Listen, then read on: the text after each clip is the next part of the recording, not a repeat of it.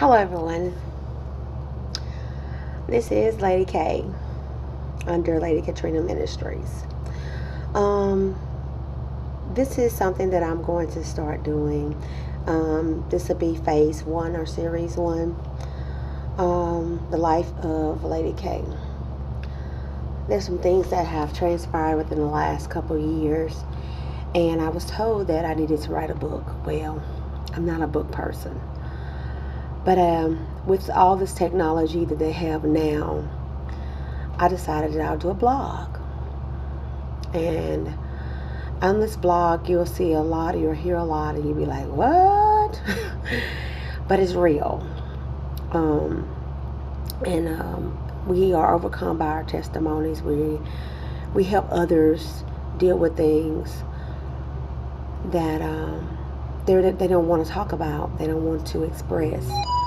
And you'll hear my phone going off, you'll hear some music in the background. That's okay.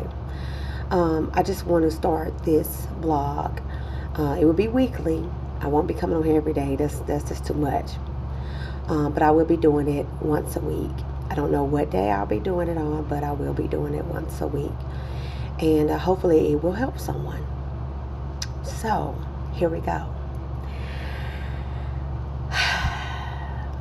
My life consists of a lot of ups and downs. And I just like to encourage someone out there, whether you're a female or male, to open your heart, open your mind, and just listen. Don't be judgmental. I know a lot of us are, and it's okay. I can't control how you think. I can't control how I react to your thinking or your response. So, born in the 70s to a single parent, not knowing that her reaction to her pregnancy would affect me in a way that would help me deal with some things in my life. My mom and dad was not married when I was born. Of course, I'm gonna use some ebonics, so please don't be alarmed if you hear something that's not properly the grammar is not correct, properly formatted in a sentence. But anyway, my mom and dad was not married when I was born. My dad was a military man.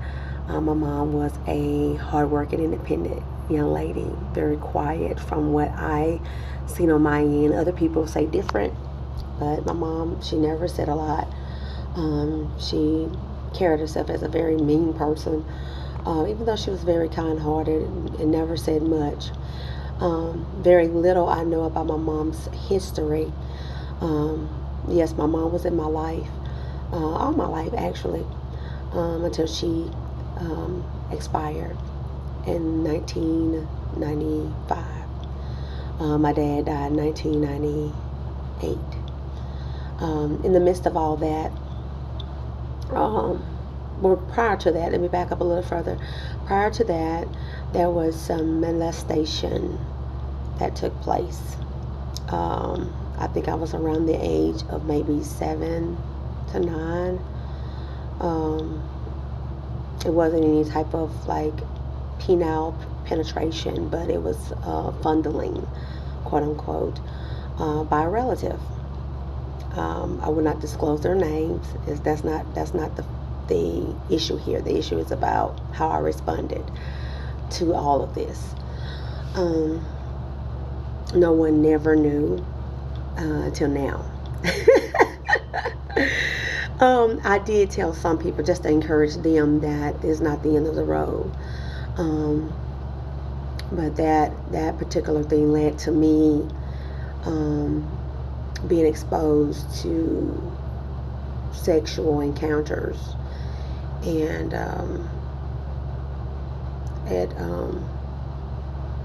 messes with me at times at this moment, but I've tried not to allow it to deter me to a point where I can't focus.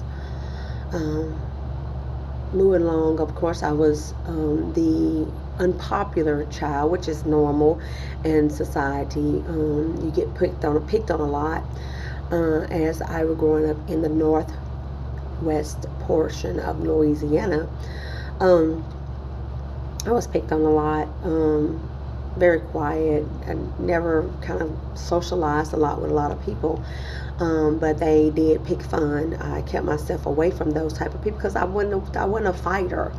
I wasn't the type of person to fight people. My other relatives were, but I wasn't. Went to school in the rural areas, and I developed a relationship with one particular young lady. She's not with us anymore. She expired a couple years ago.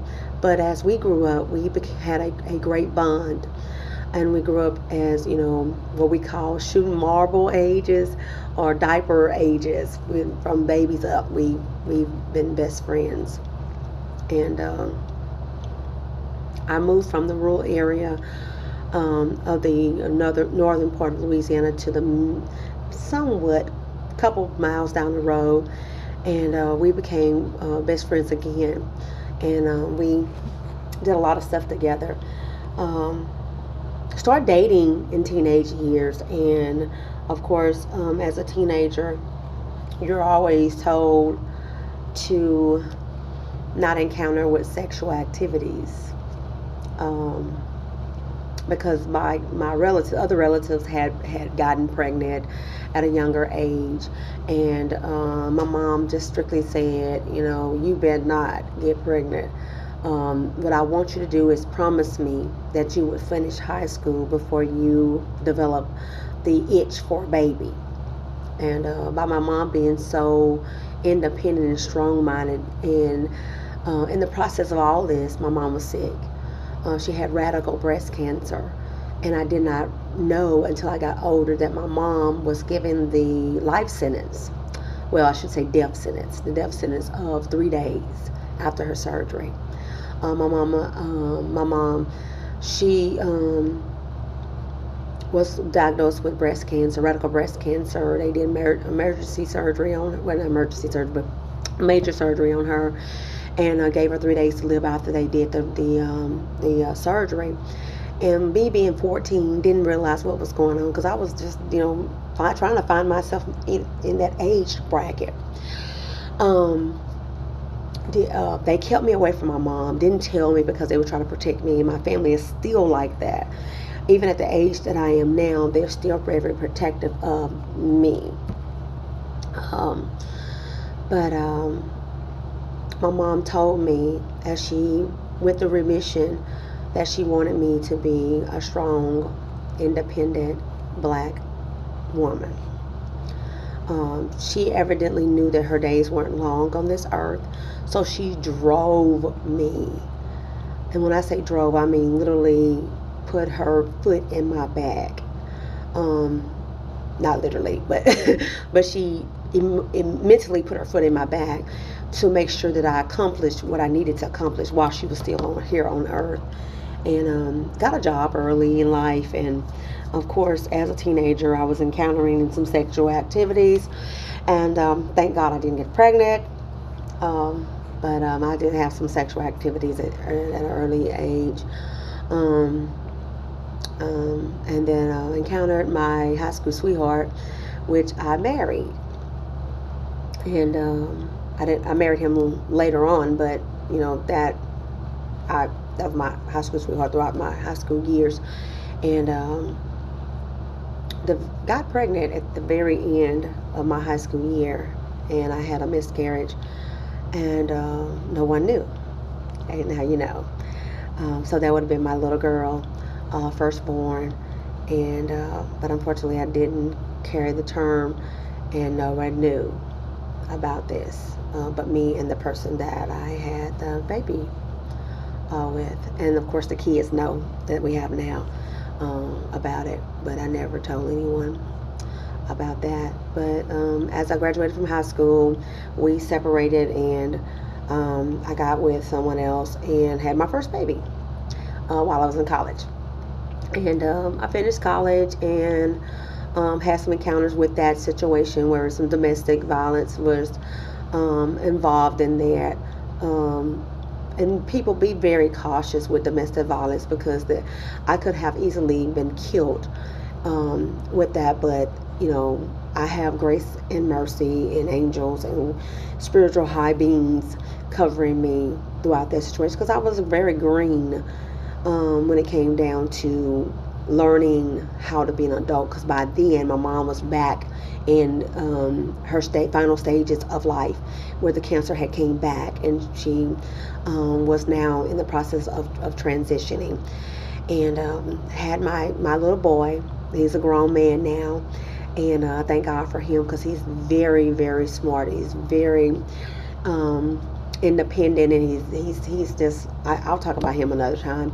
But anyway, this is just a brief of this, because I'm gonna break it down as I go along in the blog, but just give you a brief of what's going on and how we're going to put this together.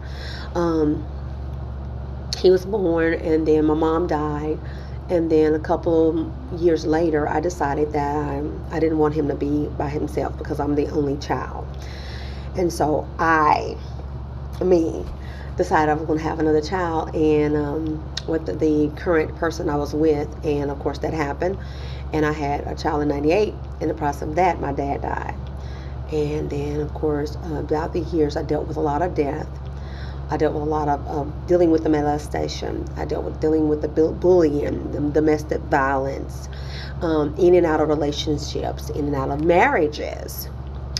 And then now I'm at the point where I'm going to kind of pin it here and let you know about the situation that's going on right now. Is dealing with a wait process.